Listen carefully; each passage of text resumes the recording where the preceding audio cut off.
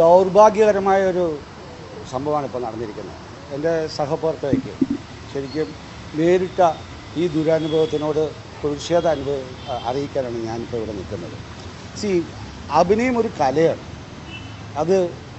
അത് ഞങ്ങളുടെ തൊഴിലും കൂടിയാണ്. നിയമാനുസൃതമായിട്ട് ഞങ്ങൾക്ക് അഭിനയിക്കാനുള്ള എല്ലാ അവകാശവും ഞങ്ങളുടെ നിക്ഷിപ്തമാണ്. അപ്പോൾ അതിനെ ഒരു കുബുദ്ധിപരമായിട്ട് വക്രീകരിച്ച് കരിവേരി തേക്കാൻ പോവുകയാണെങ്കിൽ അത് സമ്മതിച്ചു കൊടുക്കാൻ പറ്റില്ല.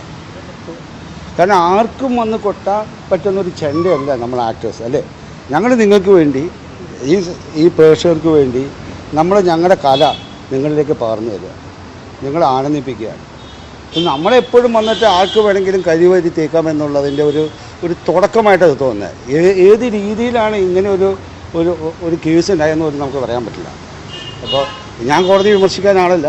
പക്ഷെ എന്നിരുന്നാലും ഞാൻ ഏറ്റവും എനിക്ക് ചെയ്യാൻ പറ്റുന്നതെന്ന് പറഞ്ഞാൽ ഇത്തരം നമ്മുടെ അഭിനേതാക്കൾക്കെതിരെ വരുന്ന എല്ലാ ഇത്തരം കുബുദ്ധിപരമായിട്ടുള്ള ഈ വക്രീകരിച്ചുള്ള കരിവേരി തേക്കാനുള്ള എല്ലാ സംരംഭങ്ങളെയും നമ്മൾ എതിർത്ത് തോൽപ്പിക്കും. ഞങ്ങൾ ഒറ്റക്കെട്ടായിട്ട് നിൽക്കും.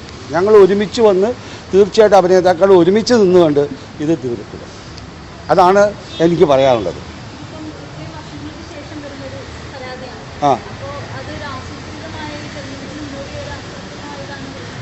അല്ല, ഇതിനകത്ത് എന്താ പറഞ്ഞാൽ നമ്മളിത് അന്വേഷിക്കണം.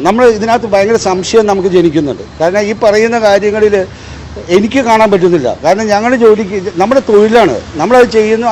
അതിനെ നിയന്ത്രിക്കാൻ ഇവിടെ ഒരു സെൻസർ ബോർഡുണ്ട്. അവരല്ലേ നിയന്ത്രിക്കുന്നത്. വേറെ ആരെങ്കിലും എന്തെങ്കിലും ചെയ്തു കഴിഞ്ഞാൽ അതിൻ്റെ കുറ്റം എങ്ങനെ ഒരു അഭിനേതാവ് ഏറ്റെടുക്കുന്നത്? നമ്മുടെ ജോലിയിൽ എന്താണ്? ഒരു സംവിധായകൻ പറയുന്ന അതേപോലെ അഭിനയിച്ച് കാണിക്കുക, അല്ലേ? അതിനല്ലേ നമ്മളവിടെ നിൽക്കുന്നത്. ഇപ്പം ഞങ്ങളെങ്ങനെ കുറ്റക്കാരാവും? അത് ഏത് രീതിയിലാവും?